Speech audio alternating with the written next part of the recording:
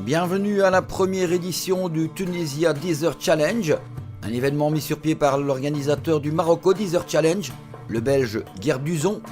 Comme il est impossible actuellement d'organiser le Marocco Desert Challenge, reporté au printemps 2022, Gerd Duzon a décidé d'organiser un raid en Tunisie au mois de novembre 2021.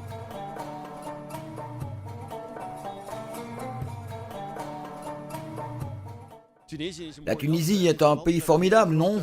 Il y a une grande tradition aussi dans l'histoire du rallye raid. Il y a l'Optique 2000, ou le rallye de Tunisie, c'était les grands rallye raid d'à côté du Dakar. Mais depuis 10 ans, il n'y a plus vraiment eu de grands rallye raid ici, depuis la Révolution. Et maintenant, il est de notre devoir de remettre un peu la Tunisie au calendrier des grands rallye raid. Le Tunisia Desert Challenge commence à Djerba, avec un petit prologue de 40 km très technique, avec un peu de terre tout-terrain et beaucoup de sable, le long de la côte tunisienne. Voici le grand favori dans la catégorie des motos, le portugais Mario Patrao. Et malheureusement pour lui, il prend déjà une pénalité d'1 heure après le prologue. Ce qui risque forcément de compromettre ses chances de victoire. En attendant, c'est le Belge Gwen Bax qui s'impose sur cette première étape.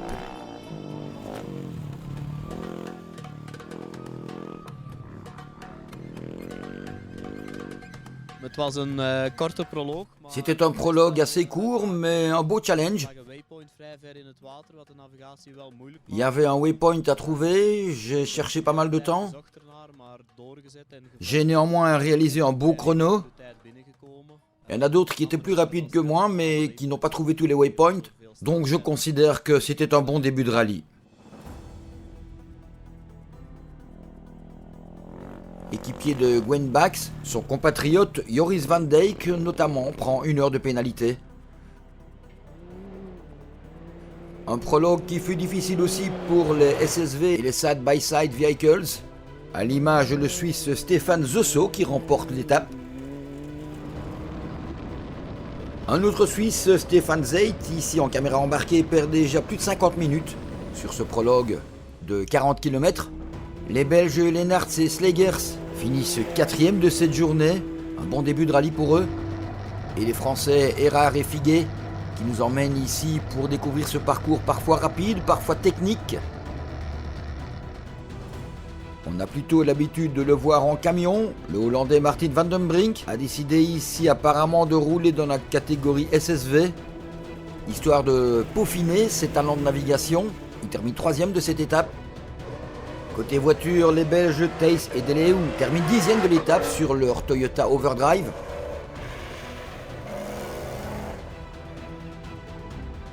Et à l'image, Thierry Bunel-Gourdy, vainqueur en catégorie voiture.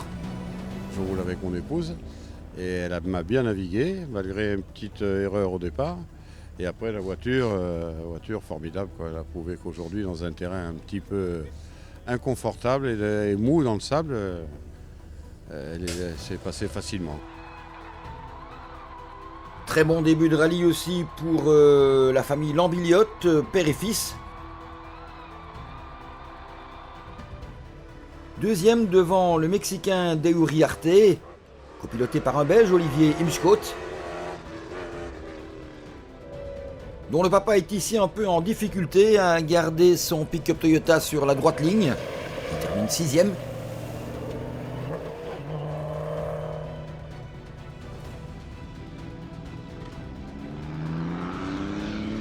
Du côté des camions, le Hongrois Karoli Fazekas est certainement un des favoris, mais il perd déjà 14 minutes sur ce prologue, pendant que le Belge Paul Verheyden réalise le meilleur temps.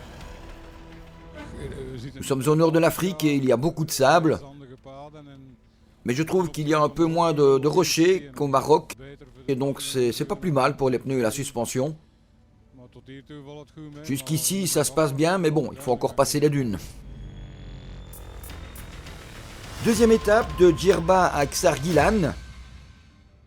Une vraie étape cette fois avec 417 km style WRC, parfois très vite, parfois très technique, et beaucoup de navigation vers la fin. Mario Patrao remporte la victoire sur cette étape dans la catégorie moto. Mais le Belge Joris Van Dijk réalise exactement le même temps que lui. Le Français Nguyen, 4e à 13 minutes.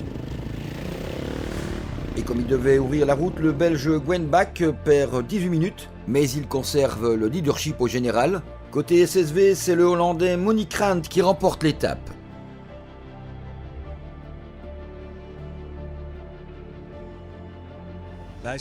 Oui, nous sommes partis assez vite, mais on a quand même essayé de garder la voiture entière, de rouler intelligemment.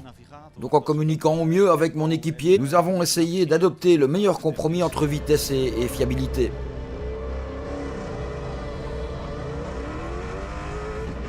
Au départ de l'étape, Derouillarte et Miscot qui s'imposeront ce jour et porteront leur avance à 14 minutes. Quant au buggy en rare de Jean-Pascal Besson, le Français termine 2e devant le Hollandais Skolderman.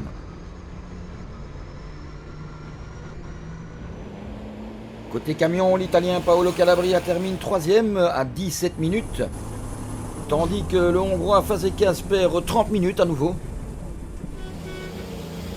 2e de l'étape, Peter Van Delm s'empare du leadership. Et le vainqueur de cette 2e étape, eh bien, c'est le Hollandais Ember Timmermans, qui du coup remonte à la 4e position au général.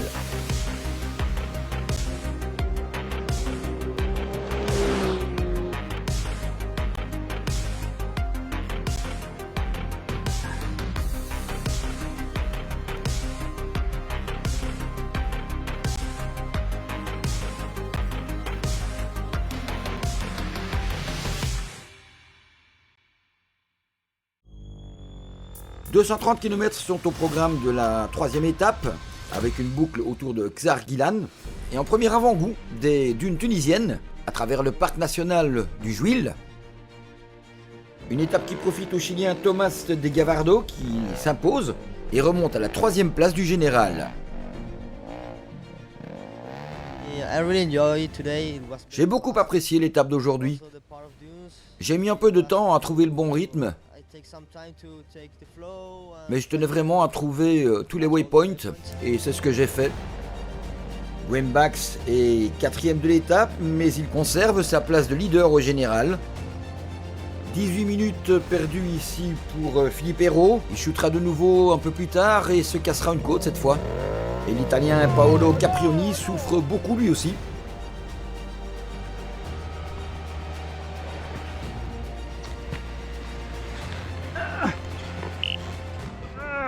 Il perdra 1h30.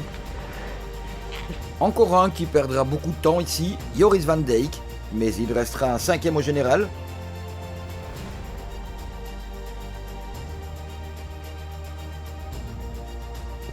L'Autrichien Wolfgang Perr ne sera pas épargné lui non plus. Côté SSV, c'est le Français Stéphane Chambon qui s'impose, l'ancien champion de supermotard, sur son Can-Am Maverick X3. Et ses superbes images embarquées. Une étape très difficile pour les SSV. On le voit très bien ici avec ce passage de Anthony Errard.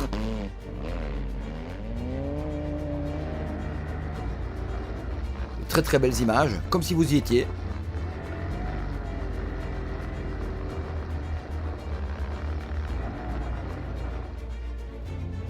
Et bien qu'il soit là avant tout pour améliorer ses facultés de navigation, le Hollandais Van den Brink prend la tête de la catégorie devant le Suisse Zosso.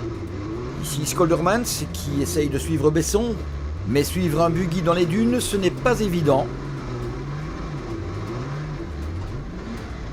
La preuve. L'ambiote Père-et-Fils s'impose sur cette étape en catégorie voiture et buggy. Alors une très chouette journée pour nous aujourd'hui, tout s'est bien passé, beaucoup de dunes, beaucoup de sable, nous on adore ça, on a une bonne voiture pour le sable. Et puis mon copilote, aucune erreur, on a trouvé des waypoints bien dissimulés et belle organisation, que du plaisir, très très chouette journée. Problème de boîte de vitesse en revanche pour les leaders. Derouillarte et Imscote perdent pas mal de temps, au point qu'ils seront récupérés par la voiture balai. et il perd bien entendu toute chance de victoire au général.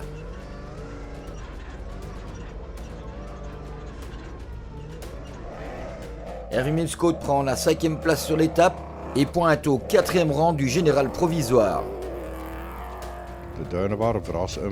Les dunes étaient vraiment très surprenantes et jusqu'à la fin c'était vraiment très dur, très difficile.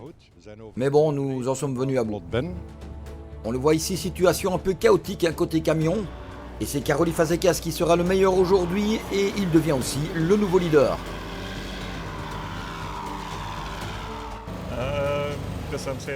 On a vraiment apprécié cette étape, c'était chouette pour nous, on aime bien les étapes avec beaucoup de sable, beaucoup de dunes, donc c'était vraiment excellent pour nous. Amber Timmermans et Paolo Calabria ont perdu un peu de temps, bloqués dans le sable, mais ils restent en 3e et 4e position au général.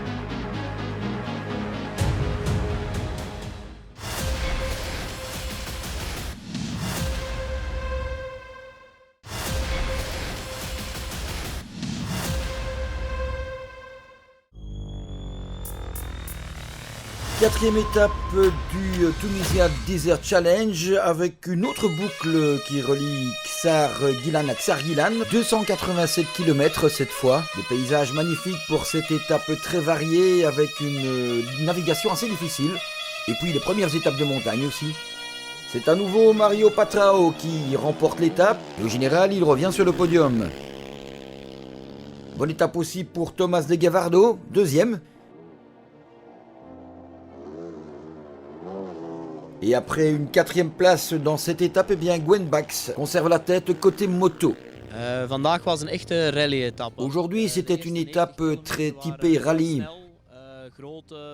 Les premiers 90 km étaient très rapides avec des routes très larges. Après, ça devenait un peu plus technique. On passait des canyons, des montagnes, des rivières. Après, on revenait sur du sable, un peu mou, mais aussi très vite. Avec des petites dunes et... Oui, c'était vraiment une très belle étape. Côté CSV, Stéphane et Caroline Zosso tentent de récupérer le temps perdu, mais ils ne reprennent qu'une minute 21 à Martin Van den Brink et Lisette Bakker, qui restent en tête.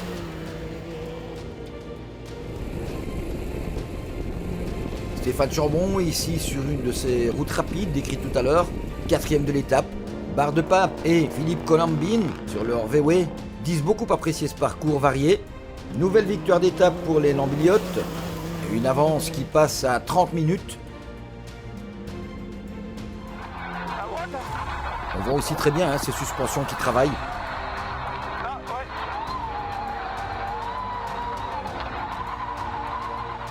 Ronald Skolderman, 6e au général, qui a connu une petite mésaventure de levier de vitesse. Regardez bien. Pas l'air trop tracassé sur ce coup-là, et il continue comme si rien n'était. Petit problème aussi pour Thijs et Deleu. Oui, après une petite vingtaine de kilomètres, nous avons perdu le train avant et seulement avec les roues arrière motrices, nous avons beaucoup souffert. Ça a été vraiment très dur. On s'est ensablé quelques fois, mais bon, on est à l'arrivée, mais ça a été dur. Et toujours cette fabuleuse Porsche pilotée par Agostino Rizzardi. C'était une étape fantastique avec des WED, des montagnes, beaucoup de navigation aussi. Nous avons pris beaucoup de plaisir et heureusement nous n'avons pas commis d'erreur de navigation et au final nous faisons un bon résultat. Donc c'est chouette. 3e de l'étape effectivement, l'italien. Côté camion, Amber Timmermans et son Mercedes ratent la victoire d'étape pour 9 minutes face à un redoutable Károly Fazekas et son Scania. Journée plutôt difficile pour le Belge Dave Bergman, c'est ce man assez unique. Non seulement il perd beaucoup de temps, mais il prend en plus une lourde pénalité.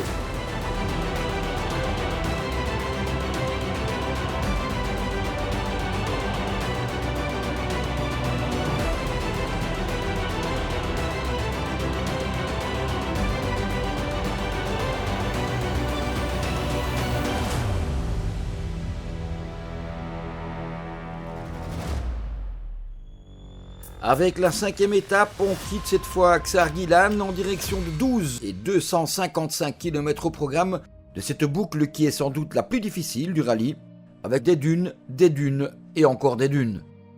Beaucoup d'équipes passeront du reste la nuit dans le sable. En catégorie moto, Mario Patrao s'impose, il frappe fort même puisqu'il remporte non seulement l'étape mais en plus il reprend le leadership avec plus de 40 minutes d'avance. L'heure perdue durant le prologue est oubliée. Belle étape aussi pour De Gavardo, deuxième de l'étape et deuxième au général. Par contre pour le français Nguyen Koa, les chances de victoire s'envolent définitivement. Des moments toujours très durs et plein d'émotions. Étape difficile aussi pour l'Italien Paolo Caprioni.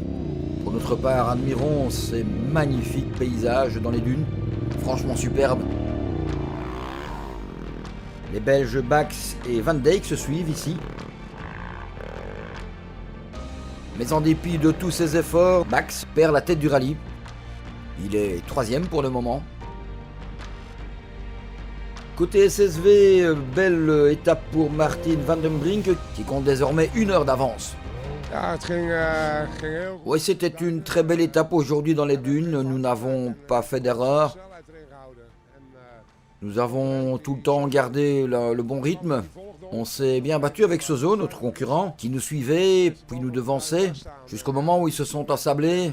Et c'est là qu'il faut attaquer pour faire la différence. Et voici l'équipage désormais 2e au général, Jasper Versteinen et Jelle Van Liemt. En catégorie voiture, rien ni personne n'a pu contrer celle-ci, la 301, la buggy de Jean-Pascal Besson, qui relègue tous ses concurrents à au moins 1h30, rien que sur cette journée. Quant à Ronald Skolderman, il termine en 2e position malgré ses petits soucis. Et nous embarquons avec Pedro de Uriarte dans cette mer de dunes. Il est 3e au général avec ce Toyota Overdrive. Les grands perdants de cette journée, les Lambiliotes, père et fils, qui concèdent 2 heures. Côté camion, Timmermans s'impose sur l'étape et prend la tête au général.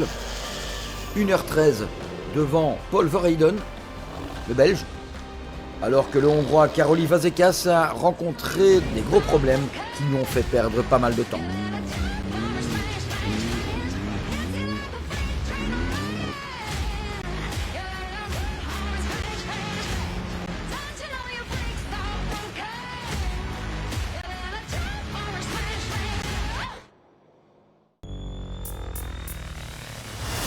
Et au départ de 12, 380 km sont au programme de cette 6e journée, qui sera parcourue à travers le Tchot Djerid, un lac salé asséché, où se jugera aussi l'arrivée de l'étape, un lieu qui s'appelle Star Wars, puisqu'il a servi de décor au premier film Star Wars.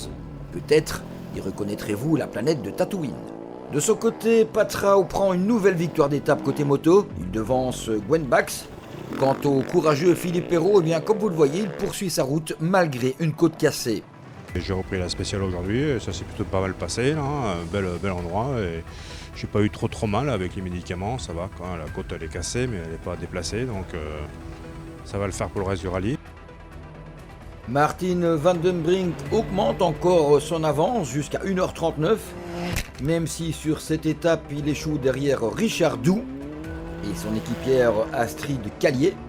Belle étape aussi pour les Belges Thijs et Deliaou qui s'imposent aujourd'hui sur leur Toyota Overdrive. Quant à Ronald Skolderman, il tente de se rapprocher de la famille Lambiliote, mais il perd 3 minutes. Besson perdra lui aussi un peu de temps, mais il reste confortable leader. C'est un beau rallye La difficulté, ça nous fait pas peur, au contraire, hein, c'est ce qu'on vient chercher nous. Si c'est trop facile, c'est un peu à la portée de tout le monde, donc bravo aux organisateurs. Et comme on peut le constater sur ces magnifiques images de Christian Fémont et Christophe Van Dessel, eh bien cela qu'a séché ne l'est peut-être pas tout à fait. Eux sont 6e au général.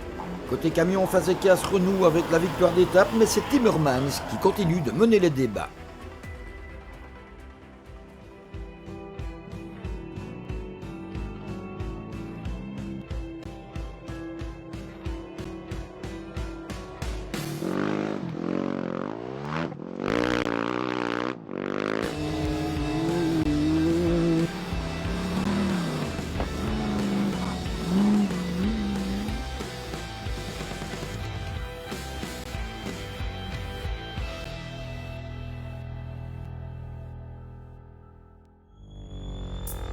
« 262 km au programme de cette avant-dernière étape et comme on se sent bien Star Wars, non seulement on y prend le départ, mais on y revient pour l'arrivée, après une journée à la navigation annoncée très difficile. Et du reste, beaucoup de concurrents ont souffert de cette navigation. Doit-on prendre à gauche, à droite, cap vers le sud, cap vers le nord? Beaucoup de participants ont douté durant cette 7e étape, ceci dans toutes les catégories. Parmi eux, Nick de la Fontaine. Oui, quand ça ne veut plus fonctionner, on commence à douter et j'ai perdu 30-45 minutes je crois. C'était pas vraiment ce qu'il y a de mieux. Très belle victoire pour Jasper Versteinen et Jelle Van Liemt. Dans une catégorie SSV que Martijn van den Brink continue de mener avec Lisette Becker. Passons aux autos et la victoire d'étape pour Thijs et Deliaou.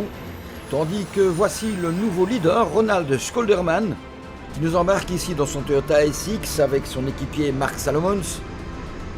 Ah, ça défile, hein. La famille Lambilliot est maintenant 2e, 2 minutes seulement derrière l'équipage hollandais. Par contre, tout mauvais pour Jean-Pascal Besson qui doit malheureusement renoncer à une étape du terme. Verheyden et son DAF numéro 502, toujours 2e côté camion.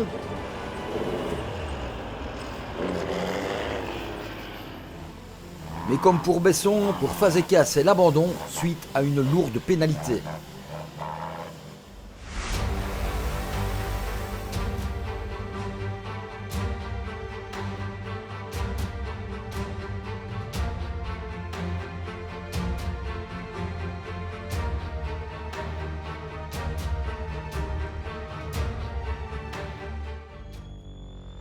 Et pour la dernière étape, longue de 137 km, un parcours en ligne, au départ de Star Wars, en direction de Monastir, sur la côte.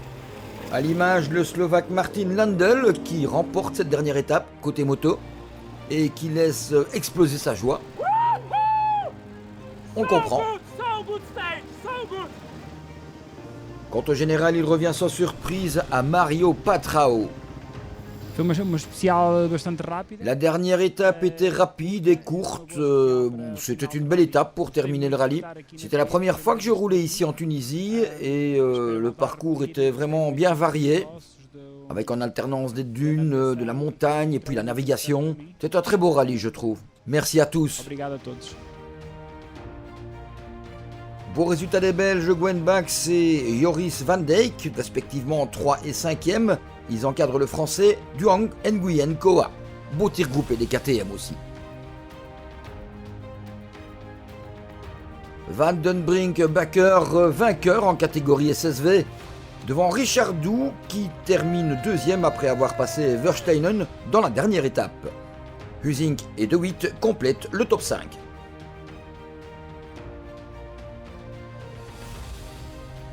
Pas de chance pour De Uriarte et Imscote puisque leur rallye se termine sur une panne moteur. Abandon donc pour le duo belgo-mexicain et victoire au général pour Ronald Scholderman et Mark Salomons.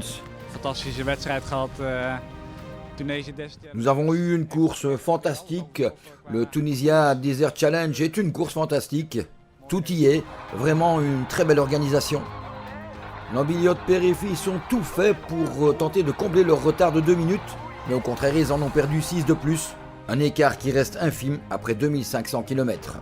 Thijs, Fairmont et De Brabant complètent le top 5.